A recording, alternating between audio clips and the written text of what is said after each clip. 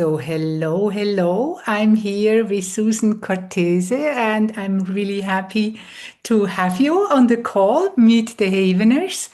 It's a few months now, weeks, Mhm. since we last met in New Zealand. It was such a lovely what you call it in English, re-meeting again. And I remember our very lovely connection in Ireland. And I'm Yeah. just so Yeah. happy to have you on the call. And it is about Meet the Haveners. How did you get to Havening? Maybe you want to say a little bit about yourself and then what's exciting you about Havening? Thank you, Simon. I'm so happy to be here. Thank you so much for inviting me. And I've been watching all the other Haveners that you've been interviewing. It's wonderful to get those backstories, and hear my friends talk because it has been a couple of months since New Zealand. I hope we'll be together soon. I think that personal Yes. really in touch is nice and so necessary and so good because we have such a great community Mhm. of Haveners. Yeah, it's lovely. And it's also like, I mean, now in New Zealand, we had this wonderful thing that we could also travel. You went off with and Feliciana, and I think Erica was there, and Hillary was there, and you just Yeah, had and fun Steve. together. Steve And was there. Steve was there, Yeah. exactly. I met my friends in New Zealand. So it's Yeah. nice to really also spend quality time together. Yeah, that was really nice to do that, to travel around, see that country that is so wonderful. Mm. And there's so much to see there. Mm. Mm. So I'm curious, Hmm. like, how did maybe you want to say a little bit about your background and then how did you get into havening? Yeah, okay. I sort of fell into it. I'm a trainer. I was a trainer in companies and a coach. And I also had a disc business, like Tony and Julie. Mhm. So that's how I knew them. And we were friends and we were getting together for disc conferences. And one conference in the US, Julie was telling me, oh, Tony has learned this new thing. It is so cool. You have to look into it. It's called havening and it helps people who've been traumatized. So, a friend of mine, a dear friend of mine, had just been traumatized. And her story is now famous. A film has come out about her. The film is called The Syndicaliste. Her name is Maureen Kearney, and she was attacked because she was a whistleblower. And she was horribly traumatized. So I took her up to the UK to see Tony. She couldn't be touched by a man. So I was doing all the havening touch. I was giving some ideas to Tony about what would make her feel better, what would get her in the right frame of mind. And Tony was performing havening techniques all day long. That night, he had a demonstration and a talk about havening, and there too, it was just amazing. But the next day, Maureen was another person. Wow. And I saw that she had spent 6 months not sleeping, not eating, not every and the next day she was a lot better. Mm. It wasn't finished because the story goes on and on. But when I saw that, I said, we need this in France. Mm. And so that was my motivation. Bringing it to France, it was just beginning in the US and in the UK. I took probably Tony's first training and went on. I had them come down. The UK team came down and ran a first training in France. And then I took the trainer training and have been trying to bring havening to France ever since. Mm. Well, we also have to mention that you, as an American, live close to Paris. So why is it that yeah, so Yeah. wonderful. And after that, you became a trainer bringing havening to France. And even writing a book about it. I did, yeah. And that was part of, I have it right here, this one. Self-havening. Self-havening. Yeah. Yeah. And for the same reasons, it was during COVID, we learned at that time how helpful self-havening is, how good it is to teach our clients to use the havening touch. And I didn't mention, but I'm master practitioner in NLP, and I had my training with Tony and Julie way back when. So their methodologies, which gave birth to informational havening, was already, I mean, before havening existed, that was part of my accompaniment for my different clients, and that what ifing Mhm. that is so powerful. And future visualizations was something that I was already using with my different clients, and adding the havening touch, it just makes everything go faster, better. Mhm. It, you create this environment inside of your brain that is open to suggestions. You put yourself in this safe space, and in this safety, you can really change your beliefs. And when you're thinking, I can't, I can't, I can't, you say, well, what if I could? And then imagine that you do, and Yeah, it works. it works. Yeah, yeah. We Mm, all know. We all know it mm, works.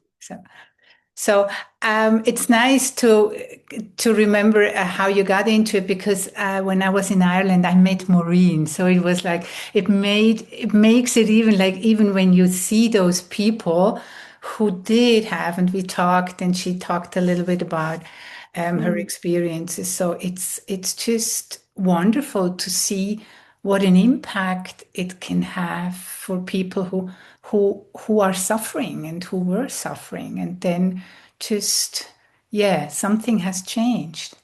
mm, Yeah, lovely. Yeah. yeah. Is something you for yourself, like in your own history, that y- as you just said, the informational havening is very helpful for your clients. Are you using it as you wrote a book about self-havening? I imagine it came out of your self-practice. Yes, my self-practice, and also the different trainings that I've done, and helping people learn how to use different techniques, follow different protocols to go in the direction that they need. And yeah, I use it, of course. Mhm. And it starts with what in English they call the CPR. In French, we've called it sauvetage de l'amygdale. And sauvetage de l'amygdale is getting us back into our window of tolerance. Yeah. And so anytime you're feeling that stress, and you're going into this sympathetic system, you can apply the havening touch, and deep breaths, Mhm. and just think about something else, find some distractions, and you can come right back down into Mhm. that finite window of tolerance. Mhm. Mhm. Mhm. Yeah. And that's the only place where you can learn, where you can develop, where you can take in new beliefs. So I was just in India doing Ayurvedic treatment, and then I got into Michael A. Singer again.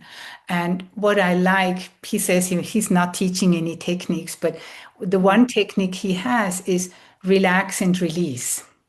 Mm, So listening to you, and also that coming back to that window, what actually is that when we're in that relaxed state or regulated state, we mm, then have access to our inner wisdom, to our higher wisdom.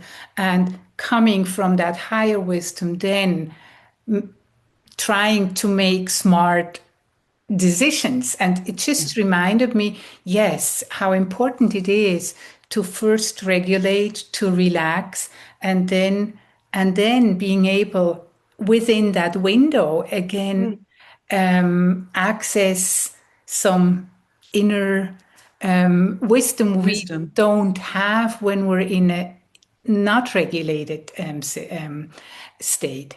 Yeah. Yeah. So lovely. Yeah, really lovely.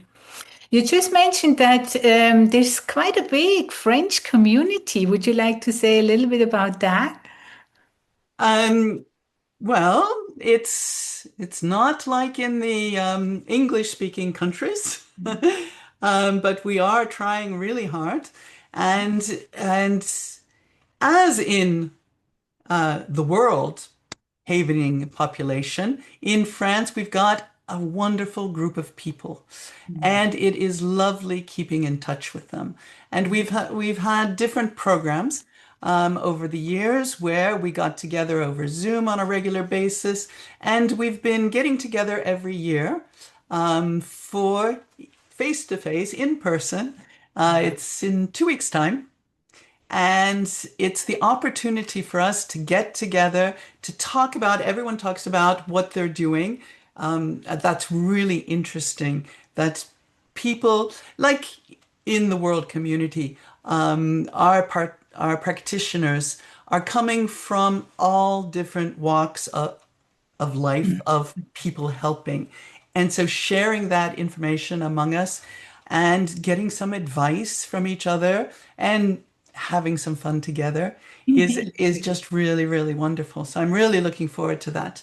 And one of the presentations that I make on that day is about what happened in the conference and give them a review of some of the talks that we've heard. Last year, I talked a lot about Christie. Uh, you remember? No, that was from New York. Christie Oh, was yeah, no, I there. haven't been in New York yet. Yeah, and so this year we will certainly be talking about your presentation because it was really interesting, and I think it could be really helpful for a Mm. lot of the practitioners that are there. Yeah, wonderful. Wow. Yeah, lovely. Yeah. Mm, I really like the idea of, and I think I just recently heard again how important it is because we had this, and we're so used to meet online now. mm, That's wonderful. I love that, and also to get back to in person, real in person meeting, and just it's a different way of meeting each other, when we see each other, when we're there, when we can touch each other. So yeah. yeah, yeah, love. Yeah, no, it is. It's really a privilege these days. It's true that we run all of our certification, havening certification training online. Mm, And it's convenient. It's it is. convenient. We have all of the Francophone population. So, sometimes next time I think we have someone from Canada. Mhm, We have people from the Reunion Island or from the Caribbean. And so that's really special to bring mm. people together from different parts of the world. We even had someone from New Caledonia Oh, wow. Yeah. who, of course, found out about havening from the New Zealanders. Hmm. Hmm. Um, so, being part of this worldwide community and the Francophone element of it is, we just have to take advantage of having those, our sessions on Zoom. Hmm. Being able to finally meet is special. Hmm. That's true. That's true. Yeah. Yeah, I'm curious where we meet for the next conference. So we'll see. Yeah. Yeah. Is there anything you would like to just bring into the talk to share about your experiences, about something that you find just so important? Anything you would like us to know? What's so important? Um, Havening, I really think havening is a paradigm shift Mm, in treatments for mental health, for feeling better, for taking care of ourselves. And in all its different uses, by different people, and even by just anybody, anybody, the parent who wants to soothe the child with some havening touch, um, or the doctors that are curing mental illness with havening touch and with other techniques, of course, but putting it all together.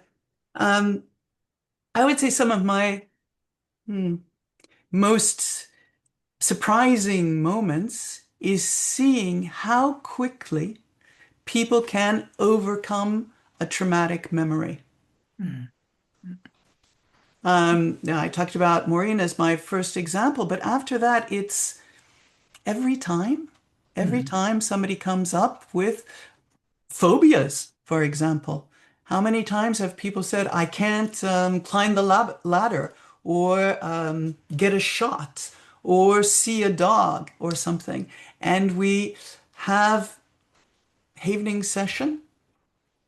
Mm. Sometimes there's a second session, but Mm. most of the time, no. Mm. The phobia disappears. It Mm. gets decoded. Mm. Mm. Um, I gave a lot of seminars in company on stress management. And once I was working with hotel staff, and a man there said, I was in a holdup 3 years ago. I was so traumatized. I was on sick leave for almost a year. Oh, wow. Now it's been 3 years. I've tried every kind of treatment you can imagine. And then we had a havening session, and he felt like it was decoded. Mm. And Yeah. it's the kind of thing we see every time. Mm. Mm. Yeah, it's just amazing how simple. And then again, of course, it's neuroscience based background, but also then it really works. It really has an impact. There is a shift in Yeah, our system, which for us then is just really makes a huge difference. yeah, It's freeing up. Brings back ease. Yeah, it brings back and life quality. Yeah, yeah. yeah, Yeah. So wonderful. We all have this tool and have something in our hands, and so also so grateful mm, to Ron and Stephen for bringing that into the world. yeah. Yeah, so thank you so much, Susan, for what all you do, not whatever, all you do, all you bring to the community and to the French-speaking people, and really looking forward to meet in person again. Soon. Of course, you're not so far away, so that can happen. I know. I just talked to a friend of mine. I just have a talk with a lady. She lives close to Paris. Maybe this year might be a trip to into the West. Yeah, Ah, good. really. I hope so. Yeah.